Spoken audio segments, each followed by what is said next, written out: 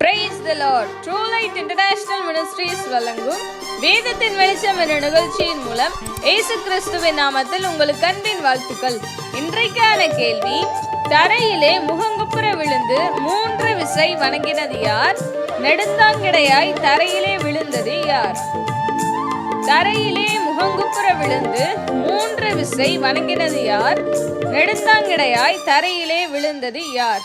Option A Abigail Nabal, option B தாவீது Saul, option C Elkanah ஆகீஸ்.